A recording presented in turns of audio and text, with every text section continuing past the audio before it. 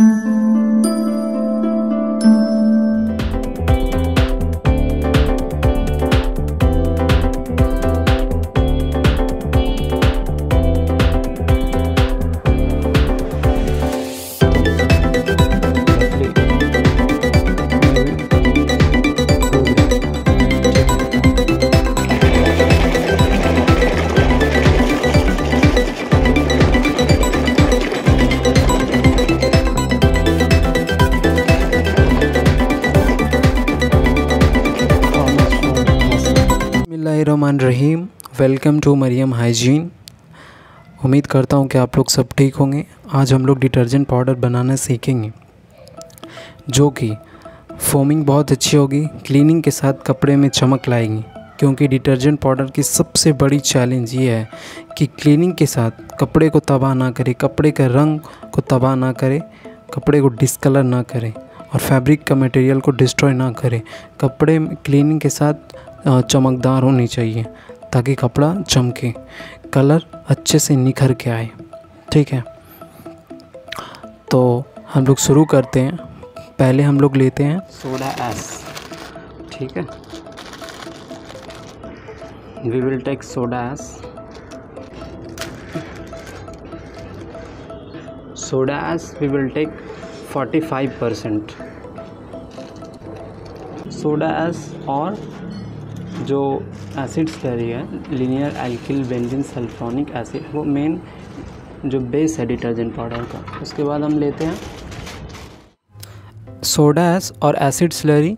ये डिटर्जेंट के main chemicals है, यानी बेस केमिकल, फाउंडेशन है। तो जब हम कपड़े को धुलने के लिए देते हैं, कपड़े की सफाई कैसे होती है, सोडा जो ऐसा एक वाटर सॉफ्टनर भी है। ठीक है, और जब ये पानी में जाती है तो रिलीज़ करती है carbolic acid and sodium hydroxide. तो जो कपड़े में धूल, मिट्टी, जो डस्ट पार्टिकल्स है, उस पे जाके क्या करती है, उसको सॉल्यूबलाइज करती है, उस पे जाके अटैक करती है। Sodium bicarbonate, we will take sodium bicarbonate 5%। बहुत लोग ये सोच रहे होंगे कि सोडा एस तो मिला चुके हैं, फिर सोडियम बाइकार्बोनेट क्यों?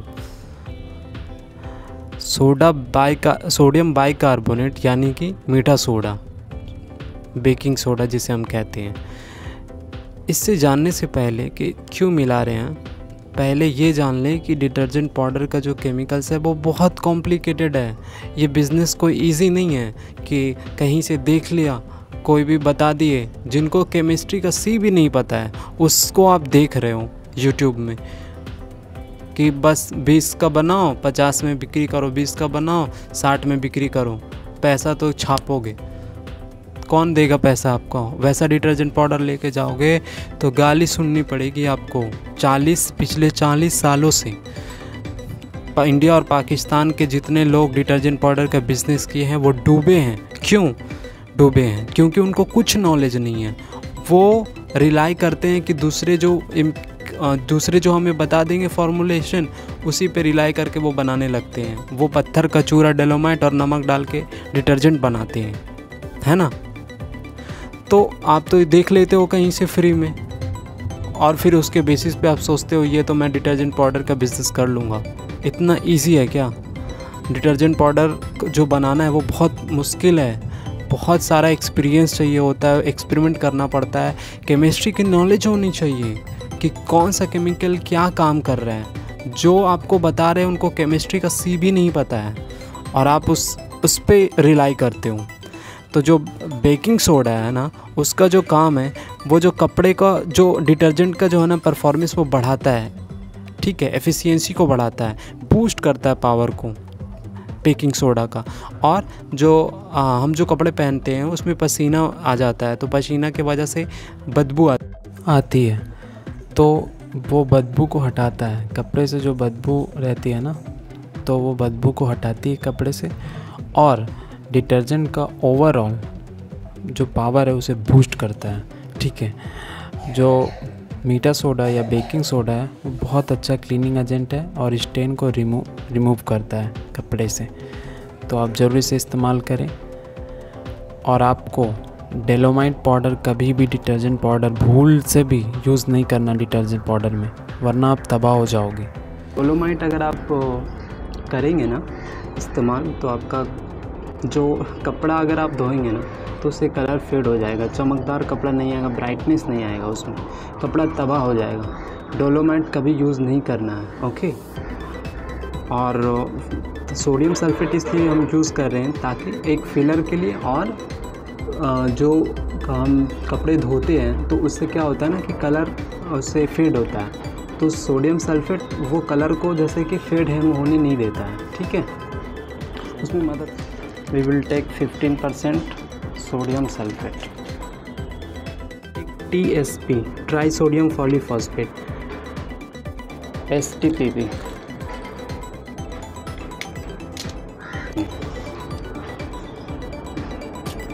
अब जो TSP और STPP है ना, TSP और STPP दोनों का एक ही काम है। TSP और STPP का मेन जो काम होता है वो वाटर सॉफ्टनर है, STPP, ठीक है। वाटर सॉफ्टनर है, जैसे कि पानी में बहुत सारा मिनरल्स होता है, कैल्शियम होता है, मैग्नीशियम होता है, तो वो जब हम कपड़े धोते हैं ना तो उसमें रुकावट डालता है, अच्छे से क्लीनिंग नहीं होती है, अच्छे से फोमिंग नहीं होती है, तो क्लीनिंग मतलब जो डिटर्जेंसी है ना, केमिकल की डिटर्जेंसी है ना, वो काम अच्छे से नहीं कर पाती है, वर्क अच्छे से नहीं कर पाती है। इसकी वजह से हम लोग क्या लेते हैं, STPP, ताकि वाटर को सॉफ्ट करें और जो केमिकल्स है उसके अंदर वो बढ़िया से इफ़ेक्टिव एफिशिएंसी दिखा पाए अच्छे से और अपना काम कर सके, ठीक है। तो STPP और TSP का दोनों काम एक है, लेकिन जो TSP बनाया गया ना वो STPP का सब्स्टिट्यूट है, ठीक है, उसका एक सब्स्टिट्यूट है, क्योंकि STPP का प्राइस ज़्यादा है, ठीक है, और TSP का प्राइस बहुत कम है, तो हम इसलिए TSP 3% लिए और STPP 1% लिए। STPP ताकि वाटर को सॉफ्ट करे और जो केमिकल्स है उसके अंदर वो बढ़िया से इफ़ेक्टिव एफिशिएंसी दिखा पाए अच्छे से और अपना काम कर सके, ठीक है। तो STPP और TSP का दोनों काम एक है, लेकिन जो TSP बनाया गया ना वो STPP का सब्स्टिट्यूट है, ठीक है, उसका एक सब्स्टिट्यूट है, क्योंकि STPP का प्राइस ज़्यादा है, ठीक है, और TSP का प्राइस बहुत कम है, तो हम इसलिए TSP 3% लिए और STPP 1% लिए। जो डिटर्जेंट है उसकी क्वालिटी ख़राब हो जाएगी और कपड़े आप जब धोएंगे ना तो कस्टमर के कपड़े जो है ना वो फेड हो जाएगा, जिससे आपका डिटर्जेंट चलेगा नहीं, मार्केट में एक रेप्यूटेड ब्रांड नहीं बनेगा, तो इसलिए हम लोग 3%। अब हम लोग लेंगे सॉल्ट, सोडियम क्लोराइड, जो नॉर्मल नमक है वो लेंगे, ठीक है। This is salt, sodium chloride 3%, ठीक है। अब इसके बाद हम लोग क्या करेंगे, इसके बाद हम लोग ये जितने सारे हैं इसको मिक्स करेंगे, ठीक है, बढ़िया से पहले मिक्स कर लेते हैं। We will mix properly. Acid slurry, okay, acid slurry जो है ना ये इसका केमिकल नेम है linear alkyl benzene sulphonic acid, LABSA, okay. और हम ये क्योंकि इसको हम न्यूट्रलाइज़ करेंगे, ठीक है, इसको हम न्यूट्रलाइज़ करेंगे किससे,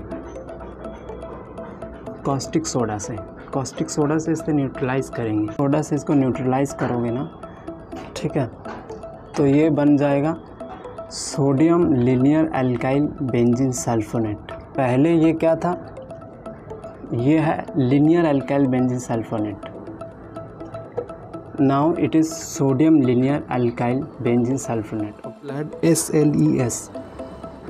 SLES इज़ ट्रांसपेरेंट, ये ट्रांसपेरेंट रहता है। सोडियम लॉरेट ईथर सल्फेट एक होता है SLS, वो पाउडर के फॉर्म में होता है, ठीक है, ये है SLES जो होता है वो SLS और SLES दोनों सेम है, लेकिन डिफरेंस ये है कि ये जो हाथों का नमी है वो मेंटेन करके रखता है, मॉइस्चर को मेंटेन करके रखता है, ठीक है, जेंटल है स्किन के लिए, लेकिन SLS जेंटल नहीं है, वो हाथों से पूरा तेल और मिनरल निकाल देता है, ठीक है ना, इसी वजह से रूखापन लगता है हाथ में SLS से। SLS एक पाउडर है, SLES एक लिक्विड है। एक SLS सोडियम लॉराइल सल्फेट, SLS 1% रहेगा, ठीक है, ये फोमिंग को बूस्ट करेगा, ठीक है, ये फोमिंग एजेंट है, क्लीनिंग एजेंट है।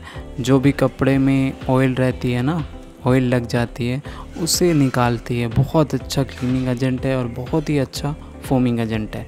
जो ऑयल लग जाती है कपड़े में उसको सोल्यूबलाइज करके निकाल देती है। ठीक है।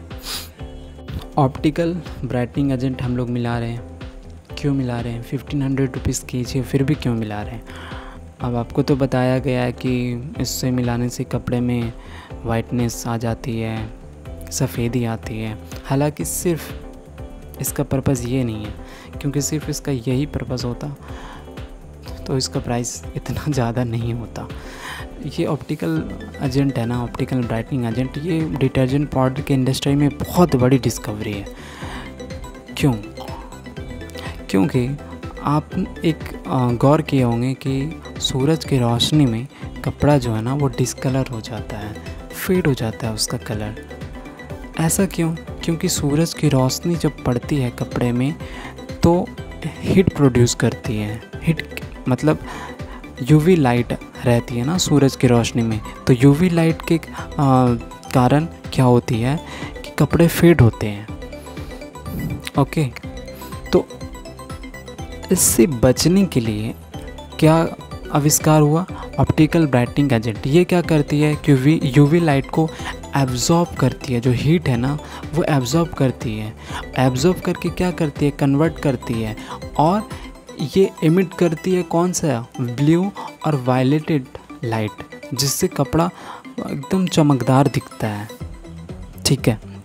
So from that conclusion we can say that optical brightener is added in detergent to protect the color of fabric, and they help to enhance the brightness appearance of white or colored fabrics. Okay, अब इन सब chemicals को add करने का एक method है, एक तरीका है। अगर आप गलत तरीके से सबको ऐड कर दोगे, अच्छे से न्यूट्रलाइज नहीं करोगे, अगर कुछ गलत किए तो प्रोडक्ट आपका फाइनल प्रोडक्ट ख़राब होगी। ठीक है, और लॉस आपको बेयर करना पड़ेगा। तो आप ये मत वेट करो कि मैं फ्री में सब कुछ सिखा दूंगा। नहीं, ऐसा नहीं होने वाला है। मैं जानता हूँ कि बहुत लोग चैनल को सब्सक्राइब इसलिए कर रहे हैं ताकि मैं फ्री में उनको सब कुछ दे दूँ। ऐसा कुछ नहीं होने वाला है। क्यों मैं फ्री में आपको दूँ? Please unsubscribe my channel if your mindset is like that. Okay, मैं फ्री में नहीं देने आया हूँ कुछ।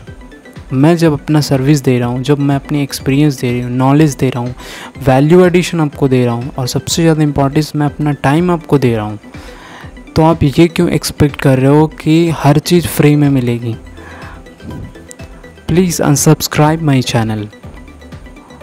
ठीक है, आप क्योंकि आप देख लेते हो 10 का माल 60 में बेचो, तो आप क्योंकि बेवकूफ़ बन जाते हो। कोई भी चीज़ इस दुनिया में फ्री नहीं है। ठीक है, और आप अब इसी माइंडसेट को देख के पॉलिटिशियन फ़ायदा उठाते हैं। जो डिप्राइव्ड सोसाइटी है, पुअर सोसाइटी है, उसको क्या करता है कि महीने महीने 500 रुपये दे देता है। ठीक है, डायरेक्ट बेनिफिट दे देता है, और डेवलपमेंट तो कुछ करता नहीं है, सिर्फ पैसे दे देता है। तो उसे तो अपाहिज बना देता है ना। अगर गरीबों के लिए फैक्ट्री खोली जाए, एम्प्लॉयमेंट का एक ज़रिया हो, रोज़गार का एक ज़रिया हो, तो क्या पैसा देने की ज़रूरत है? नहीं, क्योंकि पॉलिटिशियन जानते हैं कि पैसा डायरेक्ट बेनिफिट देंगे और वोट मिल जाएगा। इसी वजह से ना इंडिया एक पुअर कंट्री है।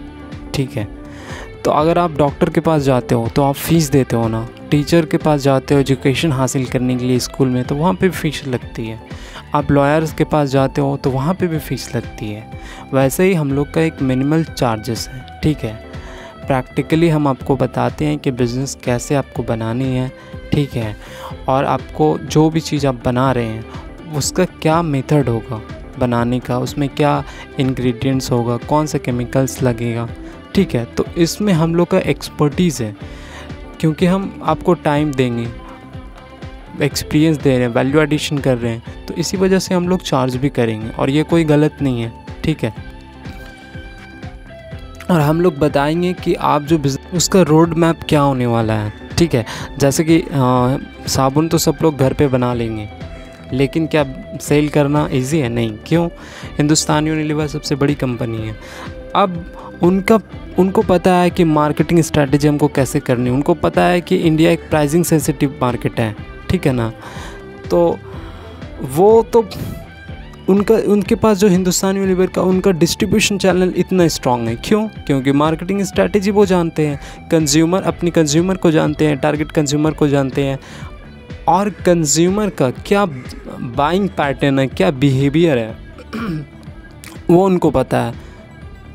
अब आप तो ऐसे ही बिज़नेस कर लोगे, कहीं से देख लिया, आप सोच रहे हो प्रोडक्ट बना लेंगे। प्रोडक्ट बनाने से बिज़नेस नहीं होती है, वो तो सब लोग बना लेंगे, ठीक है। ये कोर्स ज्वाइन करने के बाद आपको पता चल जाएगा कि आप एक्सपर्टीज़ हो जाएंगे कि मार्केट सर्वे कैसे करें, कंज्यूमर नीड्स को कैसे जाने, उसके वांट्स को कैसे जाने, कंज्यूमर बिहेवियर पैटर्न को कैसे समझें, प्रोडक्शन कैसे करनी है भाई, उसकी मेथड क्या है, प्रॉपर मेथड क्या है, प्लानिंग कैसे करनी है बिज़नेस की, उसको ग्रोथ पे कैसे लेके जानी है, मैं जो प्रोडक्ट बना रहा हूँ उसकी प्राइसिंग कितनी फ़िक्स करनी है, डिस्ट्रीब्यूशन चैनल कैसे स्ट्रॉन्ग करनी है ना। सबसे बड़ी बात है प्राइसिंग पॉलिसीज़, इसमें जिसको पता है ना वो मार्केट क्रैक कर सकता है, और इसके लिए एक्सपीरियंस चाहिए। जैसे कि निरमा, तो निरमा जो डिटर्जेंट है उसका सेल कम क्यों हुआ? क्योंकि जो सनलाइट है 10 रुपीज़ वाला पाउच है, वो सनलाइट वो समझ गया हिंदुस्तान यूनिलीवर कि इंडिया एक सेंसिटिव मार्केट है, यानी कि प्राइसिंग सेंसिटिव मार्केट है। यहाँ पे जो इनकम है वो बहुत लो है, तो लोअर मिडिल क्लास को क्या है, डेली दुकान जाते हैं ना उन लोग, तो 10 रुपये का पाउच ले लिया, तो उनको क्वांटिटी तो कम चाहिए लेकिन क्वालिटी अच्छी चाहिए। अब वही 10 रुपये में मिल जा रहे हैं, तो 10 रुपये वाला लेके चले आ रहे हैं। तो उन लोग को पता चल गया कि ये प्राइसिंग सेंसिटिव मार्केट है इंडिया, तो इसी वजह से वो क्या कर रहे हैं, पूरे दुनिया पे राज कर रहे हैं। वीडियो बहुत बड़ी हो जाएगी इसलिए मैं इतनी एक्सप्लेनेशन नहीं कर रहा हूँ, बाकी का प्रोसेस हम लोग देख लेते हैं। Sodium silicate also use in soap. Sodium silicate is a water softener. Sodium silicate भी एक वाटर सॉफ्टनर है, और ये साबुन के बनाने में भी यूज़ आता है। ये सोडियम सिलिकेट जो पुराने जो साबुन बनते थे इसको मिला के बनते थे, ठीक है। तो सोडियम सिलिकेट एक वाटर सॉफ्टनर है, और कपड़े की गंदगी एक बार निकल जाने के बाद कपड़े में फिर से वो चिपक ना जाए, फिर से दोबारा रिटर्न ना जाए, इसकी वजह से ये सोडियम सिलिकेट यूज़ किया जाता है हर एक डिटर्जेंट पाउडर में, ओके। इसको हम डालेंगे 5%। ऐसा है सोडियम कार्बोनेट, ठीक है, ये टाटा केमिकल्स का है, 50 kg का इसका बस्ता आता है, ठीक है। ये है कॉस्टिक सोडा, कम से कम 300 kg का रहता है ये ड्रम, और ये सोडियम सिलिकेट लोहा के ड्रम में आता है, और इसका वज़न काफ़ी ज़्यादा होता है, 350 प्रॉपर्ली।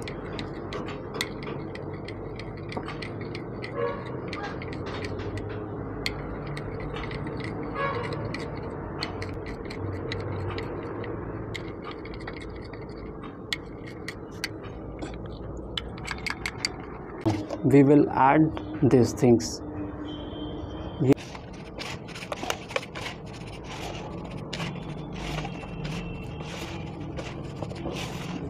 हीट होगा, इसको ऐड करने से पूरा हीट हो जा रहा है, क्योंकि सोडियम जो है ना, sodium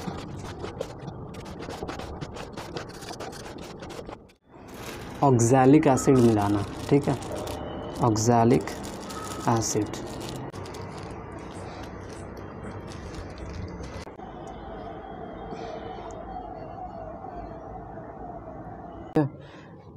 You can see it's look attractive, to increase the attractiveness of the product, ठीक है। इसको चाल सकते हैं आप लोग, लास्ट में चालना है इसको। कितना हल्का बना हुआ है और बेहतरीन डिटर्जेंट पाउडर बना, ठीक है ना।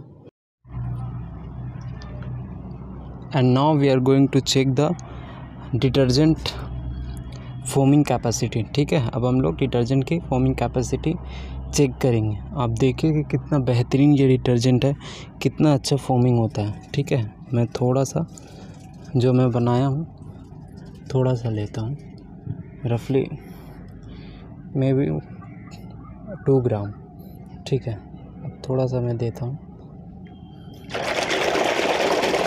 You can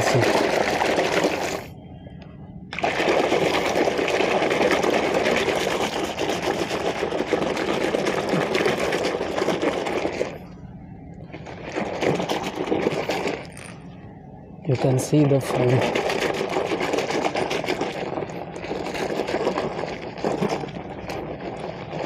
How much foam has come. देख सकते हैं आप कितना फेन है इसमें।